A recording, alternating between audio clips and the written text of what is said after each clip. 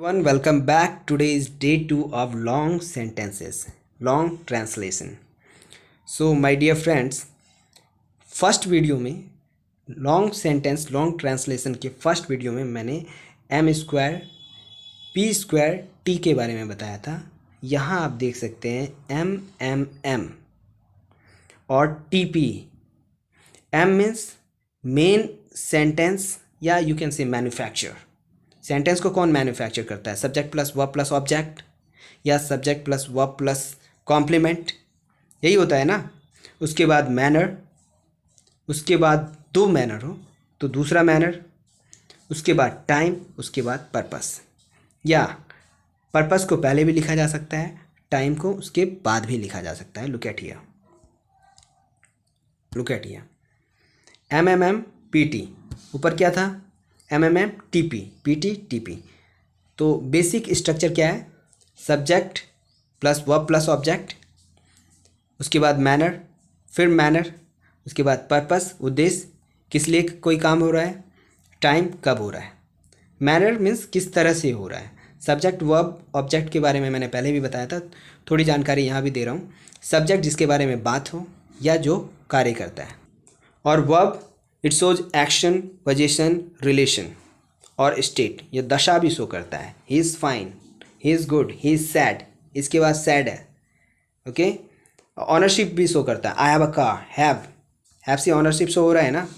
तो action, I teach you, ये action भी शो करता है। तो वर्ब क्या क्या शो करता है? एक्शन, पोजीशन मीन्स अधिकार। एक्शन तो आप जानते ही हैं, पोजीशन मीन्स अधिकार। I have a car, I had a car, I will have a car, I own a car. Okay, OWN, on, I own a car. Now object receives action, object action receive करता है। जैसे I teach you, मैं पढ़ाता हूँ, मैं आपको पढ़ाता हूँ। आई टीच यू, मैं जो कार्य कर रहा हूँ उसको रिसीव कौन कर रहा है? आप रिसीव कर रहे हैं। आई बीट यू, मैं आपको पीटता हूँ, या मैं आपको तो नहीं पीट सकता। आई बीट हिम, मैं उसे पीटता हूँ। आई बिट हिम, तो मैं जो कार्य कर रहा हूँ, पीटने का कार्य कर रहा हूँ, रिसीव कौन कर रहा है? ही। आई बिट राम, आई बिट जॉन, मैं जॉन को पीटता हूँ। जॉन एक्शन को रिसीव कर रहा है, तो जॉन ऑब्जेक्ट हो गया। या आई टेल हिम, मैंने उसे कहा, आई टोल्ड हिम, मैंने उसे कहा। तो यहाँ मैंने जो कहा वो उसे कौन रिसीव कर रहा है? हिम रिसीव कर रहा है। आई टोल्ड जॉन, मैंने जॉन से कहा, जॉन रिसीव कर रहा है। तो यहाँ जो एक्शन रिसीव करे, जिस पर असर पड़े, तो वो ऑब्जेक्ट होता है। ओके, और सेंटेंस में ऑब्जेक्ट पता करने के लिए वी हैव 2 वर्ड्स। हमारे पास 2 वर्ड्स हैं, what and whom. With the help of these 2 words, we can find out object in a sentence. Okay, my dear friends, let's move to next page. Here is a little bit long sentence. You can read. Bihar के ग्रामीण क्षेत्रों के मतदाता, दोस्तों मैंने यहाँ numbering भी किया हुआ है। बिहार के ग्रामीण क्षेत्रों के मतदाता अपने प्रतिनिधियों को चुनने के लिए उत्साहपूर्वक कड़े धूप में खड़े होकर दिनांक 25 अप्रैल 2009 को अपने मताधिकार का प्रयोग कर रहे हैं। ये सेंटेंस है। आपको इसमें वर्ब पता करना है, किसके बारे में बात हो रही है? बिहार के ग्रामीण क्षेत्रों के मतदाता के बारे में बात हो रही है। पहले आप वर्ब देख लीजिए। प्रयोग कर रहे हैं, कौन प्रयोग कर रहा है भाई? कौन प्रयोग कर रहा है? मतदाता प्रयोग कर रहा है, उत्साहपूर्वक प्रयोग कर रहा है, कौन प्रयोग कर रहा है? तो बिहार के ग्रामीण क्षेत्रों के मतदाता प्रयोग कर रहे हैं। वर्ब यहाँ प्रयोग कर रहे हैं, और प्रयोग कौन कर रहा है? तो मतदाता। और मतदाता के साथ जितने भी वर्ड्स हैं, यहाँ से यहाँ तक जितने भी वर्ड्स हैं, वो सभी सब्जेक्ट के साथ ही आएंगे। ओके, उसके बाद देखिए प्रयोग कर रहा है। यहाँ क्या प्रयोग कर रहा है? वर्ड का यूज़ करके आप ऑब्जेक्ट का पता कर सकते हैं।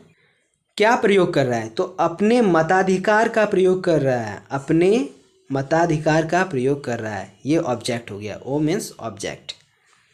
अब किस तरह से कर रहा है, तो उत्साहपूर्वक, ये मैनर हो गया, एम लिख दिया मैंने, मैनर भी लिखा है।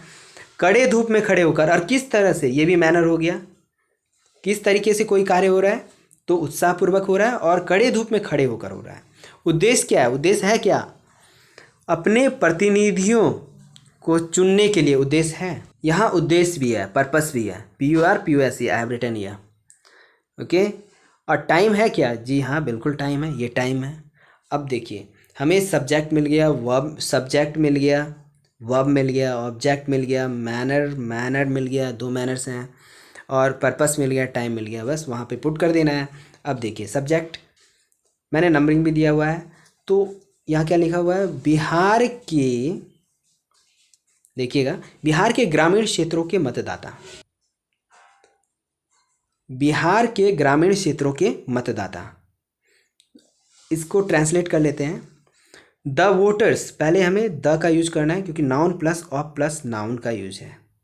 द वोटर्स, एक से ज़्यादा मतदाता होंगे, तो the voters of the rural areas, ग्रामीण क्षेत्रों, रूरल एरियाज ऑफ बिहार, एक नंबर में मतदाता है, वोटर्स लिखा हुआ है, द के लिए तो आप जानते हैं यहाँ पे हिंदी में द के लिए कोई वर्ड नहीं है, ओके।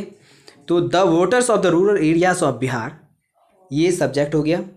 उसके बाद हमें वर्ब लिखना है, 7 8 आर एक्सरसाइजिंग, प्रयोग कर रहे हैं, क्या कर रहे हैं, आर एक्सरसाइजिंग, ओके।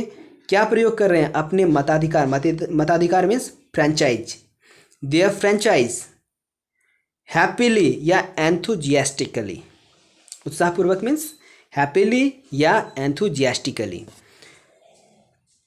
दूसरा मैनर है कड़े धूप में खड़े होकर, स्टैंडिंग, थोड़े समय के लिए हो रहे हैं खड़े, तो standing in the scorching sun, standing in the scorching sun, scorch means कड़ा, कड़े धूप, स्कॉर्चिंग सन।